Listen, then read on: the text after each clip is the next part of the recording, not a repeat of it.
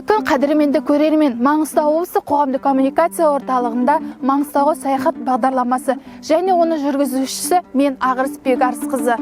Бағдарламамыздың бүгінгі санында Шақпақ аты жерасты мешітіне саяхат жасайтын боламыз. Шақпақ аты жерасты мешіті Түпқараған ауданына қарасы Таушық кентінен солтүстік батысқа қарай 30 шақырым жерде орналасқан. Шақпақ аты жерасты мешіті тарихы терең, ежелгі көне мешіт. Ендеше бірге сол жаққа саяхат жасайтын боламыз.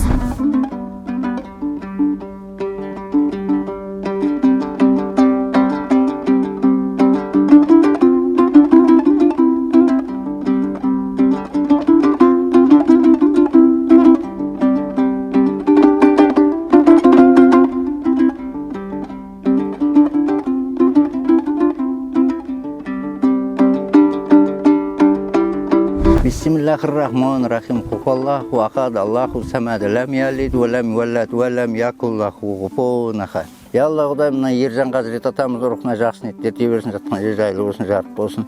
Анасы Ақменет рухына жақсын еттер дей берсін, қарындастары Шарагенжен Қаражан рухына жақсын еттер дей берсін, әкесі Төлеген рухына жақсын еттер дей берсін.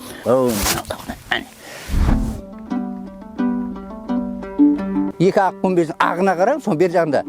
Сол ақ күмбездің бер жағындағы сол Қарағұл ата деген. Жалғыз баласы бар, Қабила деген. Сол нысап берген деген бар, анау қыздары келді. Мұнаң үстінде 18 адам жатыр. Мұнаң үстінде не? Бұл жаңа Шақпақ атаның жақсы білетін шәкірттері болған дейді да. Мұнау. Міне, главный есік мұнау болған. Мұнау жаңа Шақпақ атаның жақсы білімді балдары ғой.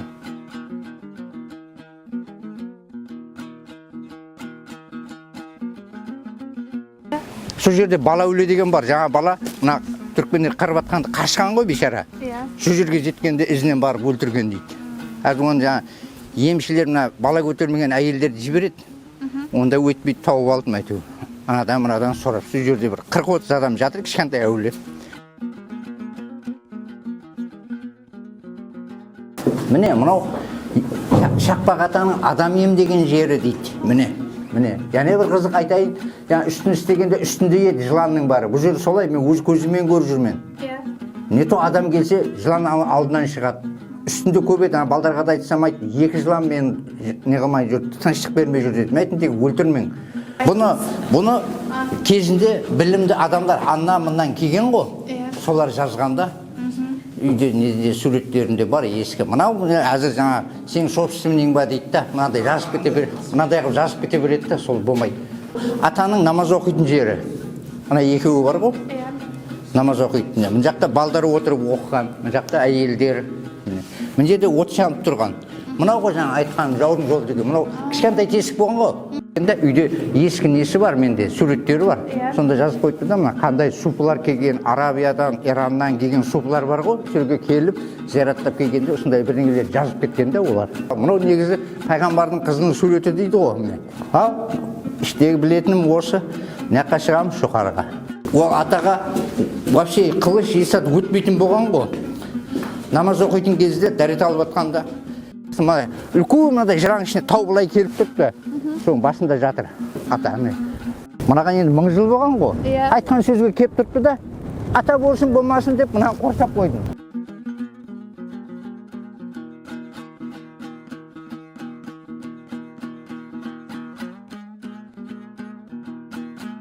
Шақпақ ата мешіті ескілікті сәулет өнерінің ескерткіші. Жартастан қашап салынған Шақпақ ата мешітінің құрылысын зерттеуші ғалымдар Ала Медай 9-10 ғасырларға жатқызса, Серік Әжіғали 12-13 ғасырлардағы сәулет өнері ескерткішіне жатқызады екен. Қазіргі уақытта біз Шақпақ ата жерасты мешітінің қақ ортасында тұрмыз. Жоғарыда күмбез бейнеленген болса, 4 қабырғада табиғат құбылыстары бейнеленген. Мысалы айтып өтсек, мына жерде жел құбылысы зерттелген және астыңғы жерлерде арабша, яғни парсы, иран тілдерінде жазулар жазылған. Және мына сол жақ қабырғамызда от бейнеленген. Және мына жердегі, бұл жерде кішкентай балалардың қолы және үлкен адамдардың қолдары бейнеленген. Және мына жерде су бейнеленген. Және бұл жерде де парсы, араб тілдерде жазулар бейнеленген. Ал бұл 4-ші құбылыс жер құбылысы. Бұл жерде де шағын парсы, иран, араб тілдерінде жазулар жазылған.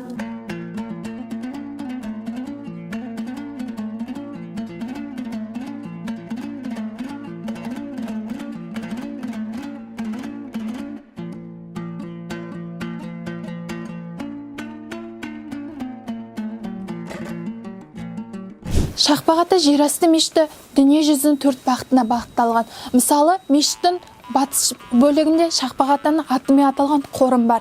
Ал қорымның оңтүстік батыс жағында орта ғасырлық түркмен ескерткіштері бар. Мысалы, қой тастар, сандық тастар және тас қоршаулар сақталған. Ал солтүстік жағында 18-19 ғасырларға жататын қазақ ескерткіштері бар. Ол жақта құлпы тастар мен тас қоршаулар бар.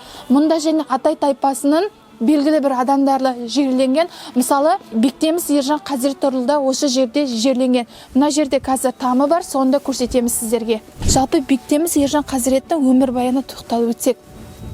1888 жылы Маңғыстау облысы Керел жерінде, яғни қазіргі Қаражанбас жерінде дүниеге келген. Ержан Төлегенұлы өзінің жастайынан зеректілігімен, ақылдылығымен көзге түсіп, Бұқарадағы Көкілташ медресесінде білім алған. Кейінірек елге оралып, ауыл балаларына әліпби үйреткен, оларды тәрбиелеген және обал сауапқа үйреткен екен. Жалпы өзінің өсиеті бойынша тамы ықшам әрі үсті ашық ретінде салуды сұраған екен. Қадірменді көрермен, бүгінгі саяхатта Шақпақ-Ата жерасты мешітімен қорымымен және орта ғасырлық түркмен ескерткіштері, онымен қоса Бектеміс Ержан Қазіреттің кесенесімен таныстырдық.